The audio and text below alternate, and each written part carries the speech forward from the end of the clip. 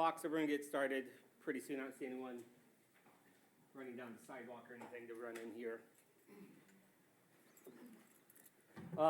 First of all, thank you everyone for coming out this evening. If you do not know who I am, my name is Joel Dye. I am the city manager for the city of Allegan. I've been the city manager since 2017. January 1st was my first day here, so I'm going on my 8th year, halfway through that right now. I've asked the police chief, Jay Gibson, to stand up here with me during this presentation. This is in no way a sign of solidarity, support. What we're trying to do is show the community that two people with different views can have a discussion about public policy, public budgets, and be cordial towards one another. Jay? Yeah, I appreciate everybody being here. No matter which side of the aisle you stand on, I really do want these to be cordial. The next two meetings, the city council meeting, we can all state our opinions and do so in a manner that doesn't require me to intervene, which I don't want to do. So if we could keep that in mind, I'd appreciate it. It's great to have strong opinions, but there's ways that we can deliver it without causing any undue angst. So I do appreciate everybody being here. Thank you. Thank you, Chief. So the discussion really is about where the city is as it relates to our finances, what we're doing as a city as it relates to our budget. We understand that's included some discussion about the police department. And I don't want to skirt that discussion at all. That's why the majority of you are probably here to talk about the police department. So that's why we've titled this, capital improvement and policing discussion. We want to kind of put to rest some of the rumors I have heard out there. I personally am not on social media, but I have friends on social media. I have family on social media, so it does make it back to me. As I tell people I know in the community, whether I see them at Minnie's, down on the riverfront, Tantric, Heronmark, Shanedorf, the Cove, it's a small town. We're a town of 5,000 people, the city. We're 5 square miles. If something gets out about that Joel Dye, it usually ends up to me, which is a good thing, because we should be transparent, we should be talking with people. Financially, we are operationally sound. We are financially healthy. We have more than enough resources to cover our personnel costs. Our ongoing maintenance costs are covered. Just this spring, some jackwagon thought it was their right to take a hammer to the slide down at JC Park, crack it in half. Our DPW responded appropriately. They were able to saw off the broken jagged edges so no kid cuts their leg going down it. But that resulted in a slide that is way too short and has too far of a drop-off when the kids come at the end. Last week, I authorized the order of 2 new slide parts to go down there to replace those slides. We can do our maintenance. Right now, you'll see our DPW working with FCNA in the industrial park. We are we are removing, sandblasting, powder coating all of the riverfront rail. If you've been on the riverfront over the past, 10 years, you would notice that was all flaking off. So on a humid summer day or night, you put your arm on that railing to just enjoy the river, you take it off, you have paint stuck to your arm. You have paint stuck to your clothes. That's being fixed. We fixed the boardwalk bridge between Hanson Park behind the library in Griswold and the Veterans Monument. So we're able to make those ongoing maintenance improvements to the city. Additionally, we're financially healthy. We can continue to do small improvements in the city of Allegan. When I use the word small, it's anything that's $500,000 and under. The city of Allegan has 10 city parks. 10 city parks that the city has to maintain. The closest non-city park outside the city limits that the city has to maintain is Little John Park, and that's a county park. There are no township parks around the city or around the community. It is the city that runs city parks. We're able to make improvements to those parks. Right now, as you noticed, we're doing improvements to our parking lot behind here. We were successful in securing some federal funding with that, working through Fred Upton, who was our previous representative. But the city still has to contribute several $100,000 to make that project a reality. Mayhem Park. That's also under construction.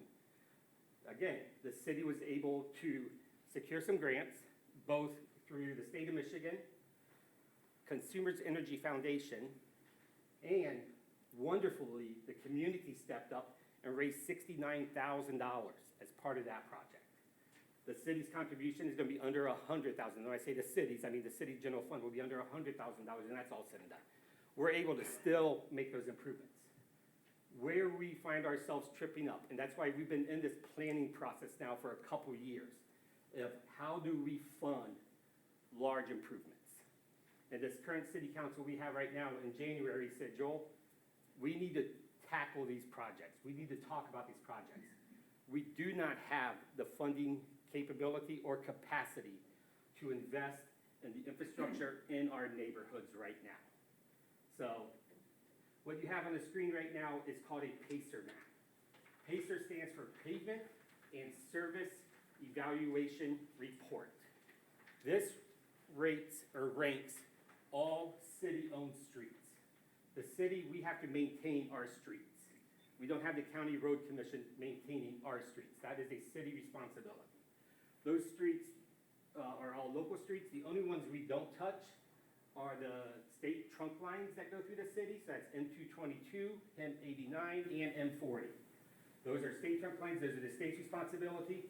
We have a contract with them. If they ask us to go out to do some maintenance around there, we have to go do some maintenance for them. We can do that, but they reimburse us at their rates for those maintenance that we do on the streets.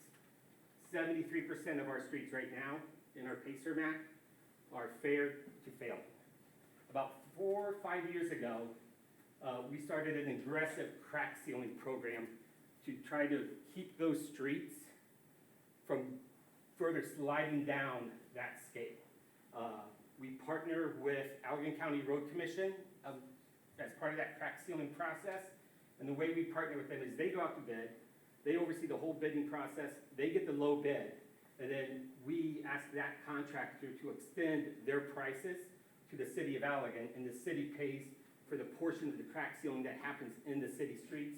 I think it was just last month, we had council approve, the contract for us to do crack sealing along all of our streets and parking lots, where they've been identified that crack sealing is still an appropriate improvement project. One thing I want to point out here is the way that PACER map works is the streets are ranked, 10 being best, 1 being worst. Each year, our DPW director, Doug Cosman, our engineer of record, which is Abbenmarsh, engineering firm in Michigan here, and then once in a while, a technician from the West Michigan Regional Planning Commission drives our city streets, and they rank them based on the quality and condition of each street. And that's how we determine this map. In addition to the PACER map, what you see on the screen now is our 6-year pipes and roads plan. So the city has a public water system, public sewer system.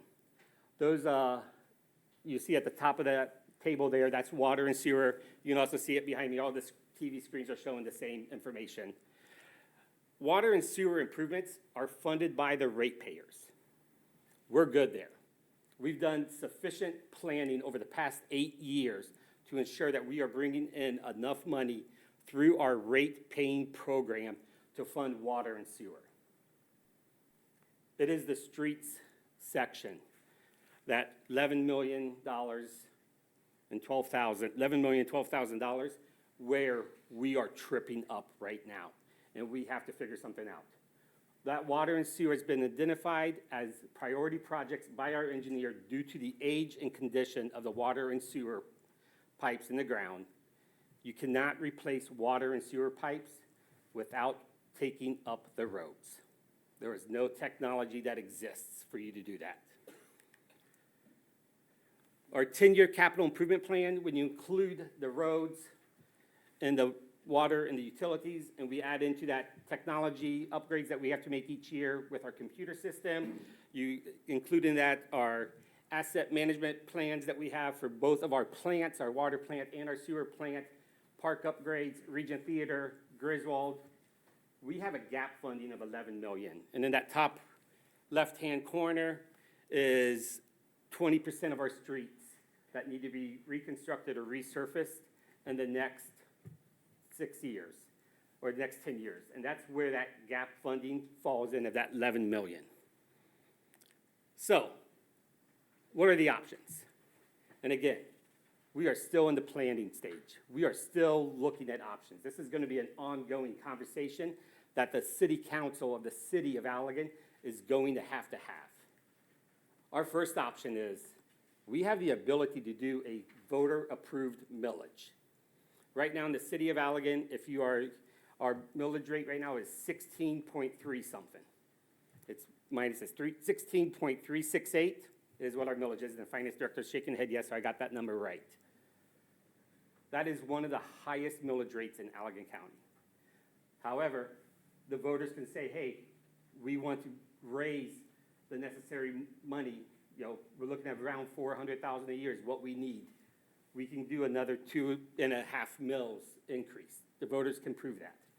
Or city council operating under Public Act 33 can pass a resolution and do that. This has been done in other communities in the state of Michigan.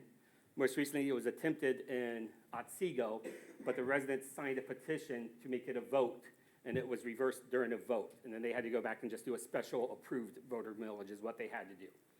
Prior to that voter approved millage, Otsego got rid of their Main Street program in their downtown and their Downtown Development Authority. They chose public safety over the downtown is what they told the residents as part of that vote. So we could look at various cuts and elimination to other city services. The city owns the Regent Movie Theater. If we close that movie theater, we're looking at a savings of around $30,000 a year. The city owns the Griswold Auditorium. If we close the Griswold Auditorium, we're looking at a savings of around $50,000. If we stop all programming, event programming is what I'm talking about. So that's our downtown Allegan events, Rolling on the River, Fork in the Road, Bridge Fest, July 3 Jubilee, and New Year's Eve. We are looking at a reduction in hard costs, cash costs of $20,000 a year of what the city funds to make those projects and programs happen. Even if we do all those, cutting those services, we don't get to the necessary $400,000 a year. So we could look at pay cuts across all city departments, personnel cuts, job elimination, or selling the police station, relocating the police department to City Hall, re-retrofitting the basement, and have them operate out of here. However, we still won't be near that $400,000 a year that we need if we're going to do that 6-year plan and get into those neighborhoods. Option 3, this is always an option. We have it every time when we talk about projects at City Hall. The option is do nothing. That is an option. We do not have to go in, that's probably not the right phrase. If we choose not to go in and do underground or utility repairs, they're going to continue to age and deteriorate. And the costs do go up year after year after year. Construction has never gone down, unfortunately. We don't have to do major street repairs. We will attack it by just continue to crack seal and doing a lot more pothole patching. Eventually, that fails, and the roads disintegrate, and they turn into gravel. No sidewalk repairs. We don't have to replace the broken up sidewalk with new sidewalk. We can just continue to grind where we have uneven sidewalk things like we've been doing in the past, but never present ourselves, as a walkable community, which has been a goal of the city of Allegan for some time. And this doesn't even cross or touch Trestle Trail Bridge, which was closed by the previous city council after the city passed a golf cart ordinance, and we had a structural engineer look at that bridge to see could it support the weight of a golf cart, and the structural engineer said it can't support the weight of 500 people or 500 pounds. So we had him look at it again about 6 months later, and he came back again with all the pictures. The dry rotting that's happening on the piers that support that bridge, it is an unsafe structure according to a structural engineer. And when an organization has a report from a structural engineer saying the structure is unsafe, you have to close it. You cannot take that liability of just saying, we're going to roll the dice on that one. There are residents in the city that tell me constantly, replace that bridge. It's part of the walking route. It's the main connection for pedestrians from the north side neighborhoods to the south side, to the downtown. Option 4, what we're here for. So, or what I believe the people in the room are here for. So option 4 is taking the 9 officers we have right now and contracting with the Allegan County Sheriff's Department to provide 9 officers. A 1-to-1 equation here. Right now, the city of Allegan has police coverage of 24 hours a day, 7 days a week, 365 days a year. We have 9 certified officers, 1 administrative assistant. 4 of our officers, 4 of them are on the Allegan County SWAT team. We are the only municipal police force that has officers on Allegan County SWAT. Wayland does not have anyone on their SWAT team. Plainwell, no one on their SWAT team. Otsego, no one on their SWAT team. The city of the Village of Douglas, no one on their SWAT team. We are the only one that pays for our officers to supply police services in the form of SWAT to Allegan County. Allegan County does not pay us or reimburse us for that work. Last year, 2024, the police responded to 4,228 calls in 2024. 329 of those calls, so just over 7%, were outside the city limits. That does not include the middle school or the high school or Pine Trails, which we have a presence in. And people will tell me, but those are in the city. Those are not physically in the city. The city entered into what's called a 425 agreement, which is a state law to allow the city to provide services to the schools in the township, because the Allegan Township is not in a position to provide that public safety to its residents. If we contract with the county, the numbers we have right now, and these are estimated numbers, is 1.1 million. That would provide 24 hours a day, 7 days a week, 365 days a year, service in the city, 9 certified officers, 1 administrative assistant. Current city officers will be given an opportunity to apply to work for the county. There's not a guarantee that they would be hired in by the county, because like our police department that has a labor, a union agreement, unions have their own rules, and we can't just go in and ignore what the union agreements say. And then if we go this route, it would save approximately $460,000. As I mentioned last Monday, and as what we call the op-ed, that will be in the Allegan County News this week, and it's on our city website right now, and I think many people have seen it if you are on social media and do that Facebook thing. This is not an easy conversation. I recognize it is way more than a budget or a dollar discussion. I said it multiple times to Jay before we even were having this discussion. I fully respect the amount of the officers we have. I fully respect the work our officers have done.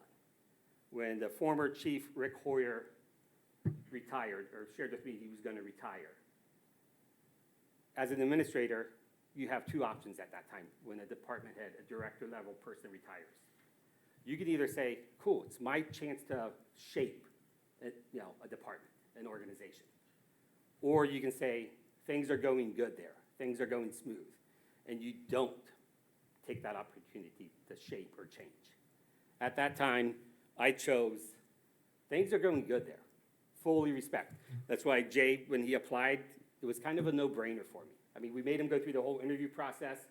We did some negotiating on a contract with him where he had to give some for us to make this a reality. But this isn't a quick decision being made that will be made by city council, but isn't being introduced or discussed at this level by me. So with that, we have lots of questions probably that people want to ask, or lots of statements. We have a wireless mic that Parker Johnson will be carrying around so people can be heard when they speak. Jay and I will endeavor to do our best to answer. And we just want to reiterate what Jay mentioned earlier. We can have this discussion and be cordial. So if you want to talk, please raise your hand. If you have a question, please raise your hand, and Parker can make his way to you. Hello, my name is Brandon. I'm interested in the do nothing option, I suppose. I'm wondering what would happen if, let's say that we didn't make the improvements that we wanted, the fixes go undone, and the roads turn to gravel. Is the city at all liable for damage that happens to personal property? Or is there any additional things that could happen that would kind of hurt the city's budget long-term, that would decrease like your ability to respond to more and more ongoing challenges? Sure, so if we're liable, I'm going to throw out the word, that depends. If we are made aware of a failure in public infrastructure and we choose not to fix public infrastructure, then we can be held liable. So a good example is when someone trips on a sidewalk. We go out there, we investigate, we fix. We fix it. One moment. We fix it. However, if you trip on the sidewalk, tell us we don't fix it. 3 months later, you trip on the sidewalk, same place, we can be liable then.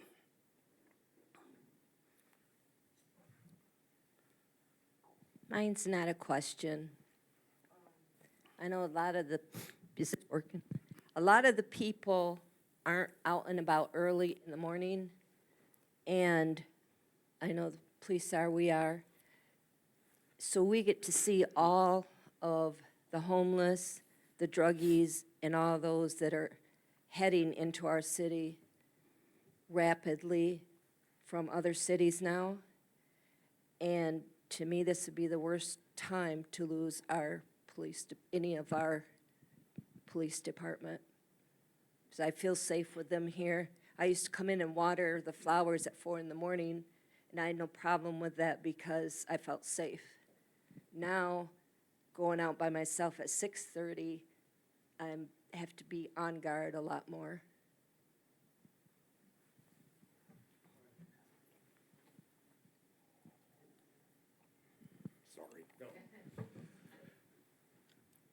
My name's Randy. I'll be 61 years old this year. I grew up on Eastern Avenue when we still had trains flowing through town and planes flying over my house before Perigles was even thought of up there. As far as Jay, I grew up with your mom, I think, before you were even thought of, swimming in your grandpa's pool. Thing I like about Jay, I suppose, I don't know you well, but you know, you got family, you've been on both sides of the law, your older ones, a little bit. As far as Hoyer goes, he retired. He should have been fired. And I'm going to read a little something to you here. Dismantling the city police department instead of the sheriff's department, major mistake.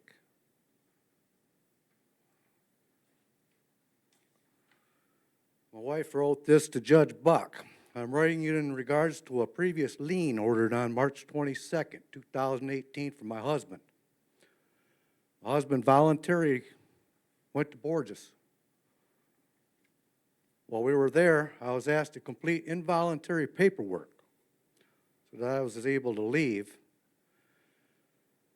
So if I was to leave and he chose to leave after being medicated, they would enact the paperwork and he would be able to be detained. Randy never attempted to leave and voluntarily accepted the medical care. The caseworker later informed me that the involuntary hospitalization had to be utilized in order for him to have a bed in Muskegon, Mercy Hospital.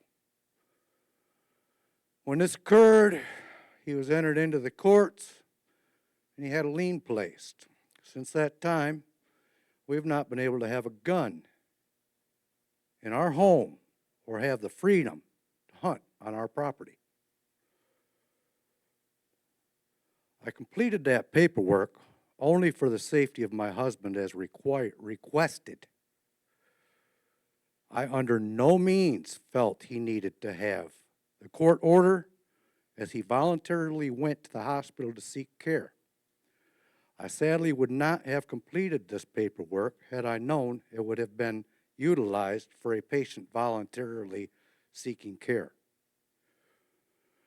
I would appreciate your consideration to reverse the order and grant my husband and our family the right to own guns. I have absolutely no concerns with my husband's mental or physical well-being. Thank you for your consideration and attention to this matter. It's been 11 years since I've had a minute of a day, where I've woke up in the morning and not thought about the corruption in this town. An attorney knows you never settle a lawsuit for your client without their okay. Mr. Antoviak didn't know that, evidently. To my shock, now your courthouse is corrupt. Belargin, Antoviak, Paul Klein, Sheriff Baker. I'm going to read you another little something from Sheriff Baker. There's a SEAL report on me, too, at the Sheriff's Department. I can't get at it.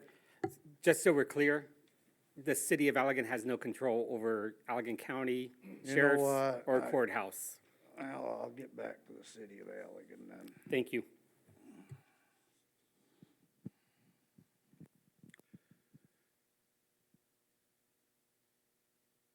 Sycamore, never met him. Dispatched to the Sheriff's Department. Mental subject. I was contacted by Sheriff Baker advising me that Randy Thorpe had sent him an email. I've never met Sheriff Baker. Ever. Wouldn't talk to me. Sycamore either. I don't know him. Wouldn't know him if I seen him. All I want's my life back. I want my family back. I want my life back. And I want to know when I walk in that courthouse, I'm safe. When I walk in the Sheriff's Department, I'm safe. Allegan, I trust. My nephew works for you, Mr. Gibson. And your town turned my life upside down. And until that place is closed and your Sheriff's Department is closed, I won't be made whole again. And that's about all I've got to say. I don't want to be here. I don't like this, any of this. I want you guys to be my friends. I did something good for somebody, and this is the life I lead now. 11 freaking years. Thank you for your Thank you. time, and I'll let you go on. The gentleman up here in the hat, I think, has his hand up next. Thank you. My name is Carl Hudspeth. I live over on Cutler Street here, and I haven't lived here too long in Allegan. I will say this, though, starting off, that I really don't think that it's a good idea to get rid of the police when you're right at the beginning of a recession, and that's where we're at right now. We are in a recession, and we'll see that. I don't think that's a good idea. Another thing, I grew up in Flint. I grew up in downtown Flint. I will tell you that I never had any love for the police, ever. But dealing with the police department here, I like these guys. When I've called them, they've showed up. When I've dealt with them on any occasion, I mean, they've changed my mind about the police altogether. I will say that. And just another comment that I would like to make is that there must be some way to generate some revenue for Allegan. I mean, Allegan, I'm an electrician. I work in Grand Rapids. I work in Kalamazoo. I mean, this seems to be a pretty central place that people can come to, you know. And from my experiences, I mean, I don't know what would make a city succeed, but I know what could make one fail. I grew up in Flint in the 70s. And in the 80s and 90s, and you know, I grew up there, and during the 70s, I mean, it was fantastic, and it just went downhill after that, and downhill. You can't come back. You get rid of the police, you're not coming back from that. You will not come back from that. And I guess the only other comment I can make is going back, I know I'm jumping all over the place, is that Allegan is centralized between a bunch of cities, and I think that maybe if there were more arts here, Art's talking about maybe music, things to do with music, things to do with art, and things like, those are things that bring cities back, things that you just bring people into town. When you start making cuts, I don't think that's generating revenue. That's not generating revenue at all. Fully You've gotta- agree. You've got to bring people here. Yeah. And the only things that can bring people to a town, or that keep towns alive, and you can look throughout the United States, is going to be cities with colleges that have football teams, baseball teams, and the arts, where people, they come to the city for their nightlife. After the meeting, I'd love to talk to you about our Rolling on the River concert series, our Griswold concert series. I mean, we just finished the Cabin Fever Reliever series this past month, and we averaged about 60 people. So we are fully engaged in bringing people into the downtown city of Allegan. This is a place where people would, it seems to me, they'd want to live. I want to live here. I want to live here. I can work. I mean, I just recently got laid off from a job in Grand Rapids. 15 minutes later, I picked up a job in Kalamazoo, where I'm, where I'll be starting to work, tomorrow, as a matter of fact. So, I mean, I have choices. So there has to be some answers. So, Thank you. that's all I have to say. My name is Heather. So I see a lot of these on the budget options. We're talking about doing cuts. Is there an option of exploring some sort of 501c, especially for the sheriff's department, or not sheriff's department, but for the city police, and bringing in revenue that way, or for the Regent?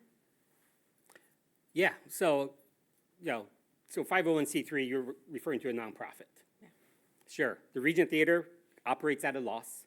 The city taxpayers have to pay into that. Like I said, I think it was $30,000 a year on average is what we pay into.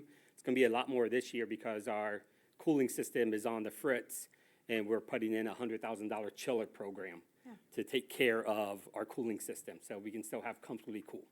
We get a lot of donations to the Regent Theater. The Comfortably Cool series in the summertime is fully sponsored by local businesses and residents.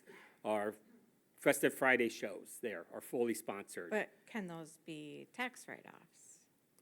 So there's an opportunity to look at that, I'm sure. We could And I have know that conversation. personally, 'Cause- as a business owner, Yeah. I am more likely to donate when I can write those off. Yeah, so we could look into something like that with, what it would be if we could transfer that into a positive Allegan nonprofit, which the city already has established, and that's our downtown events. That's how we do all of our downtown events. So we could look into that. What's not a tax write-off is a donation to a government entity. Well, I actually looked into it. I did just some really quick looking into. There is a whole section through the IRS for the police agencies on how to do it properly. Simple things like doing races with the police. You can bring in a lot of money. It generates a lot of revenue. You can't use it for day-to-day operations, but they can then put it towards some of the other extra equipment or the extra expenditures that maybe are costing a little bit extra. Is that one of the things to look at? Or put it towards the Regent then? Because isn't the budget across the board, or are we just looking at the police? So we're looking at all options.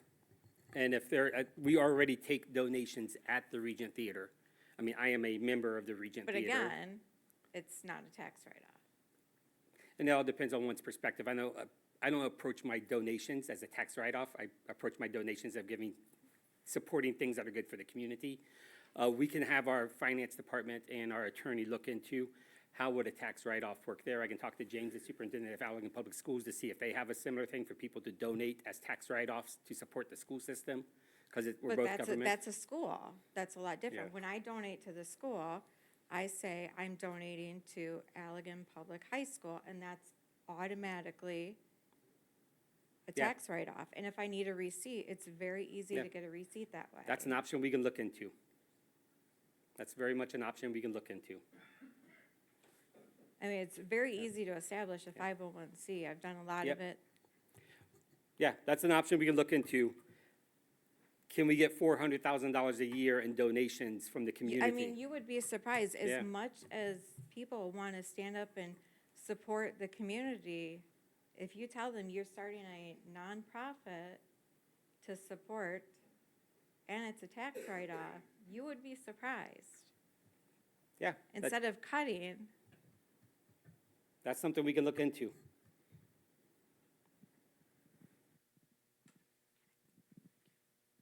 Hi, Joel.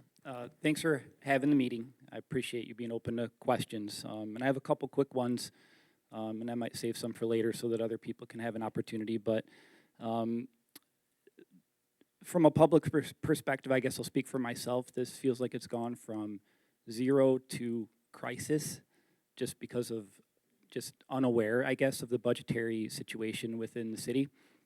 So one of my questions is, on the 28th, is this going to be a discussion or a decision? And just clarity for the group, this is a decision from the council, not necessarily directly with you. I assume you make a recommendation to the council. Yeah, so your first question is on the 28th. Is it a discussion or a decision? It's a discussion on the 28th. What we have from Allegan County is a letter with an estimated cost. And before they go further down the path to come with a formal cost, they will need direction from City Council. So even if City Council chooses to receive a formal proposal, it's still not a decision. So there won't be a motion on the docket on Monday to either approve the budget that would have this Correct. on it. Our budget doesn't get approved till Or May. directly to eliminate the Yep, department. or So- directly to eliminate. If So the- there is a motion, it's only to ask for further information from the Okay. county So no decision on the 28th, discussion. in regards to the elimination or the contract of Okay. police services with Allegan County Sheriff's Department. And ultimately, it is the council's decision. It is the council's Right. decision, yeah. Yep, I'm familiar with how that works. I was gonna say, it's pretty right? much the same way the school board Yep, works. familiar with how that works. We're managers, and that's all we Yep. are. Are you considering a venue change for Monday's meeting? At this moment, no, we are not. Okay. Maybe something to think about, just via discussions in the community with the outpouring of support for the PD. I think could be a lot of people there, and I'm sure all would want to have an opportunity to be heard. And again, I want to give others an opportunity, just that human element. I mean, these are our guys. Their families, their pensions, their retirements. I've been working for Allegan Public for 26 years. I've received, I could tell you so many stories of the tremendous support that we've received as a public school district from these guys. And maybe for another time, given the time constraints today, they're the best, the absolute best humans, and the way they deal with our children on a day-to-day basis. I could not speak more highly of this team. And this gravely concerns me as the superintendent. So I want to pass it along and hopefully an opportunity to talk later. But You have my phone number. Yep, want to give other people an opportunity to ask some questions today. Real quick, one reason, it's not under consideration to relocate. We pride ourselves at the city of Allegan on transparency. We live stream all of our council meetings. I don't know if the school board live streams their board meetings. I don't know if the township does it, but we do it here. For us to relocate it, that's going to take a little bit of planning to continue that live streaming. This room is designed to hold 100 people, minus 7 council members, that gets us to 93, minus 3 staff members, that gets us to 90. And then the lobby is the overflow, and we have speakers in the lobby, so, you know, what you hear in here, you'll hear out there as well. But like I said, that is under discussion. We're just looking at the logistics of it right now, James. My name is Tim Adamczyk. My wife Debbie and I are here. Although we do not live in the city, we spend a lot of time here in the city, growing up around the area. My question is, as these meetings take place, and you said that we want to understand where people are, do you have a magic number of the turnout or the attitude of the people in general, where it's going to say, yep, we have an overwhelming majority and this is not a good idea, or on the other side, we have an overwhelming majority of we should defund the police, because that's what this is. So, So- sorry, I thought you had a question. Anyways, do you have a number that, if you have a number, people could rally around and support? Otherwise, it's just some mythical thing out there that we'll maybe never attain. So there's not a magical number. The decision will be made by the Allegan City Council. They are elected by the electors of the city of Allegan, and it falls on them. They're the ones that put their name in the hat, got their petition signed, had the vote happen, and said, I want to represent the city of Allegan and the electors. So there isn't a magical number. And I will just push back a little bit. I understand to some people this is a defund the police. I understand to some people this is eliminate the police. I will push back and say, to me, this is not a defund the police. This is not eliminate the police. This is how do we provide police services, as we talk about this one part of the discussion, to the residents of the city of Allegan. I'm really intrigued by this nonprofit. We've been very successful in this community. Now I'll put on a community hat, not just a city hat. But we've been very successful in this community to combine our fire departments. And we went from a city fire department and a township fire department, and we created a fire district. We had a city library, and the community came together and said, let's have a district library, because that used to be a city department. Is there an opportunity for the township residents to say, hey, we want a Allegan Community Police Department? And what would that look like to fund the Allegan Community Police Department? Jay's gonna tell me he needs 4 more officers, because he's told me this already before. But that's a discussion that might be worthy of having alongside this nonprofit. However, as I mentioned to the gentleman back there who's no longer here, that I don't control the courts. I always hear how bad they are. I've never interacted with them. I don't know. I don't control the county deputies. I don't know if the county, I assume they're professional individuals. The sheriff's department appears to be a professional individual, a professional organization. The number of residents in the township is similar to the number of residents in the city of Allegan. The growth is happening in the township. So where people are choosing to live is an area that's patrolled and policed by the Allegan County deputies. There might be an opportunity here for a new model, like this community did with the fire district back in 2006. So your idea just springboarded a new idea in my head. This should have been one of the first Yeah. things you guys considered, quite honestly. Yeah. I know my big concern as a mother with some young children, we spend a lot of time downtown, even with the events, and I know our county is stretched thin. They have a huge area to service, and we feel safe down here because there's always our city presence.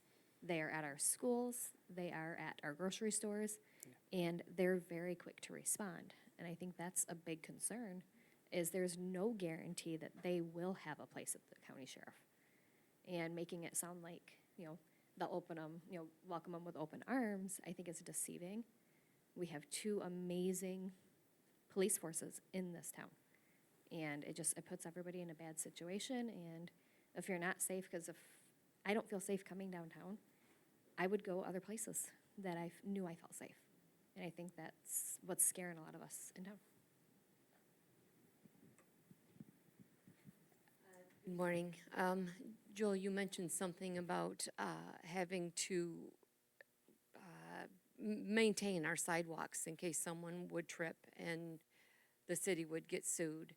What happens if there's a murder in Allegan, our first murder? Are we liable? Could we be sued for non-protection? So just real quick, it wouldn't be the first one in Allegan. We've had them before, unfortunately, in this community. And again, we have 9 certified officers serving the 5 square miles of the city of Allegan.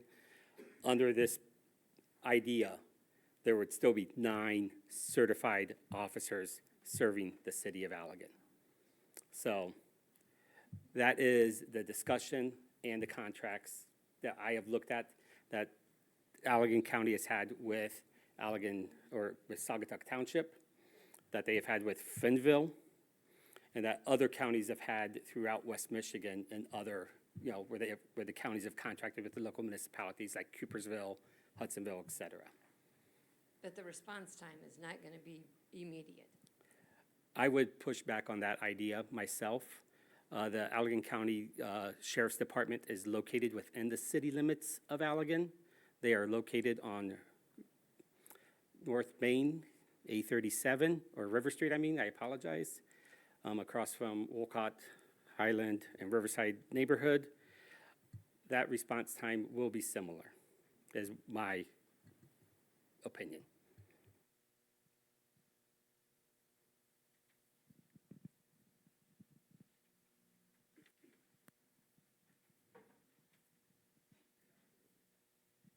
Lorianne Koviak. I am here both as a resident of Allegan for 21 years, a mom of kids, and the director of Safe Harbor, who works very closely with all of our law enforcement in the county of Allegan. Like Mr. Antoine, I have a lot of questions today, but I will spare all of you probably from all my questions.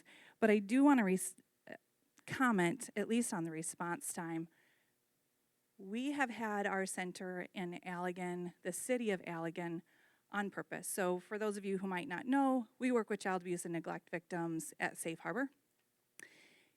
And we have had on many occasions, some very upset parents with us, as we've already kind of seen tonight. My family apparently is a little polarizing. Sorry, probably not appropriate. And I cannot tell you the number of times we have had to call for the safety of the children and family on our premises and for our staff. APD responds so quickly.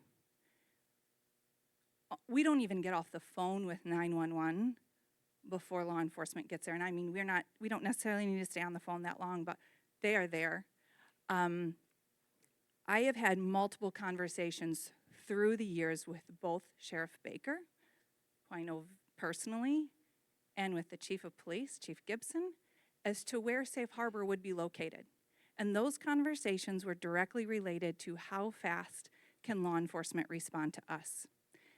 We also work in the communities that do not have city police, and we know for a fact that the response time, even in those communities where they contract with the Sheriff's Department, is not the same.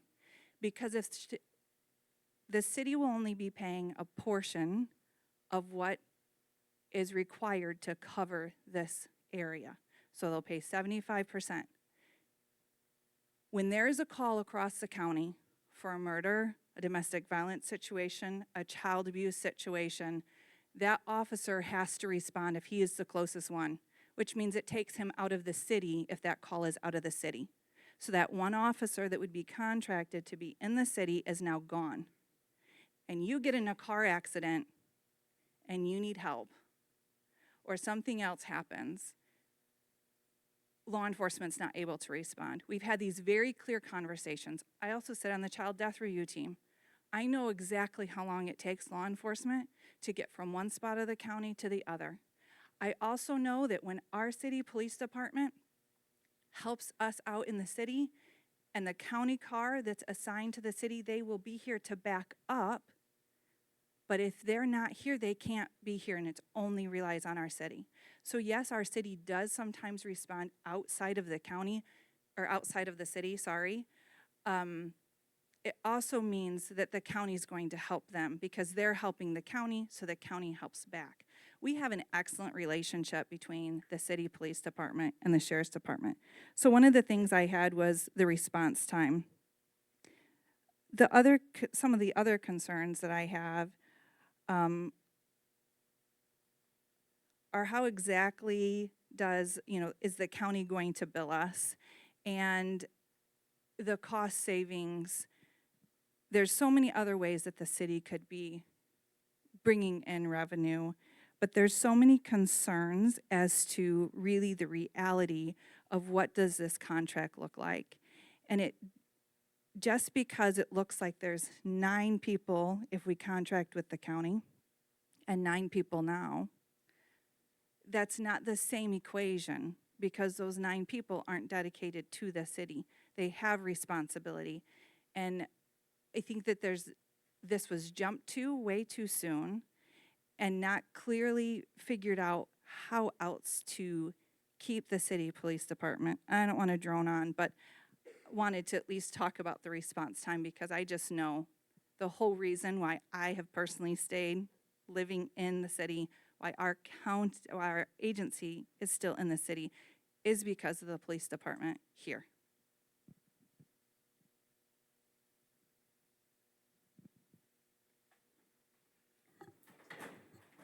I was just going to say we have about 10 minutes left.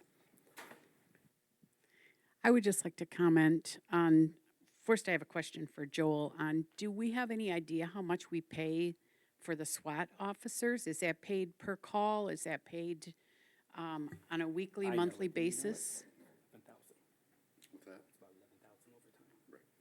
Yeah, both Jay and I have analyzed it separately. So make sure we're on the same page. Yeah, it's about $11,000 annually. Annually? Yeah, because it's all overtime.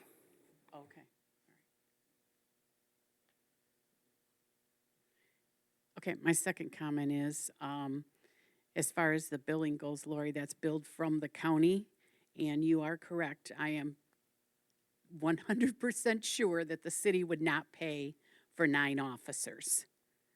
And they would pay for 1 or 2 officers, or however many they chose, but I'm sure at almost $8,000, they would not pay for 9 officers. And we would not obtain the same coverage as we have now with our wonderful police department. One more question before Jay wants to wrap it up. So appreciate this discussion, and this has been an ongoing, just sort of discussion, right? It's just when you're talking about budgets and things, you just kind of explore different things. And Joel's absolutely right. This is not an easy discussion. Like, our police department is amazing, and I know most of the guys, and man, to lose them would be awful, but to have the conversation, I think, is a good thing, because we might get to the end and go, you know what, our police department's too important, and we're going to find it somewhere else. And there's a good chance that might be where we end up. But now I said all that, now I lost my train of thought. I had a question, because we're talking about response times. We're talking about it's not, it's apples and oranges. In talking with the folks in Fenville and folks in Saugatuck, and they're the ones that have done this already, how have they seen this play out? So we are still, as I mentioned at the very beginning, we are still in the evaluation stage. I mentioned that last Monday at City Council. That was part of my talk to council before the chief spoke. My initial conversations with the city manager of Saugatuck is it has been very successful. There is a handful of council members and I that are going to meet with the store owners in Saugatuck. I believe it's their mayor or mayor pro tem that owns a store in downtown Saugatuck and owns a store in Douglas. Saugatuck used to contract with Douglas. They now contract with Allegan County. That store owner, who's also on their council, says there's been no negative impact. So we're just in the evaluation. I hear people saying we're not going to have the same coverage. That's not what's being shared to me by Frank Baker and the Allegan County Sheriff's Department and Allegan County Administration. So if they're giving me incorrect information, then that's on them for giving me incorrect information. I can only respond to information that's given to me and present it to council for council to make a decision. And at the end of the day, there are many options still. This is one that just got escalated real quick without giving council the time to really evaluate the other options and go through that process. Does that answer your question, Roger? All right, Jay does want to speak, and we do need to wrap up at 10 o'clock, so. Can we give you a microphone, because we're. And again, you all have my phone number. I'm probably one of the easiest guys to find in Allegan, at least in the city of Allegan. I usually don't venture outside the city limits. I wonder if this were to happen, I feel like there could be ripple effects within the city workforce. And what I mean by that is, you know, the HR department would have fewer things to do. The finance department would have fewer things to do. So my question would be if you would anticipate additional cuts beyond the PD due to that, so that the public understands the full scope of the proposal. Yeah, just real quick, the quick answer is no. You'll see we have a handful of city staff members here. I've met with each department. James, we run a very bare bone organization here. We are overworked. They are stretched thin. There are services that we need to provide our employees that we can't provide. So I see us being able to find, fill in those gaps. We have 37 full-time employees. That does not include the part-time employees at the Regent Theater. So contracted with 9 people. We do lose a portion of that for payroll. We do payroll twice a week. I don't see us, twiddling our thumbs in City Hall. One more, because that guy was last minute, if we can get into the thing, and then Jay will do a 1-minute conversation. Hi, my name's Ron. To your point, negative impact on Saugatuck and Douglas. There's no negative impact until there is negative impact. Secondly, this might not seem like it's relevant, but it kind of is. I worked for a large company in Holland, 5,000 employees at one point. We outsourced lawn care. Sounded like a great idea. My point is, you don't get the lawn care that you need or that you want because you're not writing these people's evaluations. You lose control. And I think based on what I've heard today and what we're going to hear on the 28th, there's a lot of people that feel we're going to lose control, and that would be the negative impact that we don't want in this city. One more thing about the roads. I walk Thomas and Jackson Street every day. There's a little bit of road repair that needs to be done, but I don't think the road needs to be repaved. That's just the tip of the iceberg. Yeah, we did that in 2017, I think, is when we did Thomas and Jackson. We did the fog repair on that one. So, I'm going to speak longer than a minute.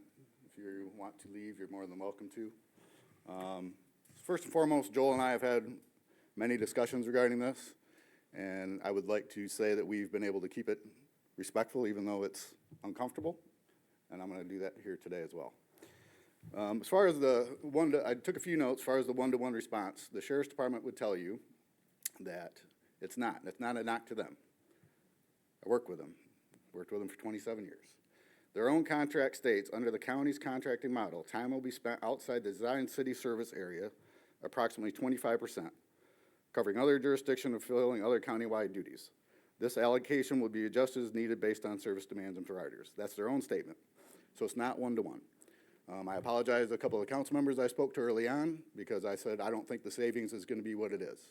That was because I was told that it was going to be 100% funded, not 75-25. That was the information. So let's look at the 75-25.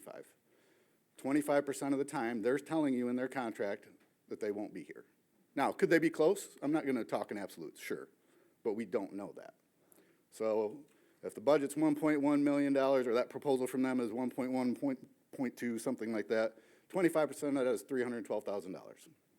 So yes, you are paying less. You're saving $312,000, but at the cost of 25% coverage-ish. I don't like to talk in absolutes. That's just their contract. Their contract also says 2 of the 9 current officers have school resource officer duties. Any current SRO arrangements are considered separate from this information in this document. Any expectations regarding SRO services would be additional and must be addressed through a different agreement. So essentially, our agreement that we were able to set up with all the townships of school would be null and void. It'd have to be renegotiated. I'm not going to say that it couldn't be. But we've established relationships there. Chris and Matt are there. All the families know them. We picked 2 on purpose because we wanted them to, somebody might like James more than they like Jay. They might respond to him better. You know what I mean? They have 2 different, right. You'd like to think so. But those are in the contract. And again, not knocking the sheriff's department. They're simply saying in their contract, and they tell me, and they probably could be telling Joel something different. But Rob Sorrow doesn't work the road, and I'm not knocking Rob.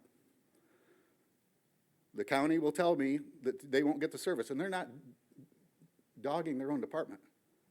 They're telling you in their own contract, 25% of the time, they're going to be doing other things. What were the other? So coverage, I talked about that. Workforce, it's not 1v1. The county or the city will be paying 75% of 9 officers. They recommended 10, but they said, you guys want 9? This is what 9 is. But you're still getting 25% of them. We are 24/7, 365. Guaranteed with what you have now. The SWAT stuff, Joel and I mean, any boss and the direct report are going to have back and forth. We have that. He and I have gone back and forth on the SWAT thing. I'll real basically talk on that because it's $11,000. The amount of training that they get, I was on the SWAT team for 19 years. The amount of training that those individuals get and how they then can respond to calls that are more critical, it's different. It just is. They're calmer. They've had more training. They've been in higher stress situations. 7 of 9 of us have been on the SWAT team, correct? So I view it, and it's good to have discourse, right? I view it as 11,000, that's worth the money. As far as responding outside, yes, we track how many times we respond in the township. I'm sure they track how many times that they respond to the city. I don't care about those numbers. And we've had disagreements on that. If you're at M40 Monroe and you need help, and I'm not currently doing anything, I'm going to go. Just like they should come here. If you draw lines in the sand and say you don't have to play outside in the sandbox, what are you teaching your workforce?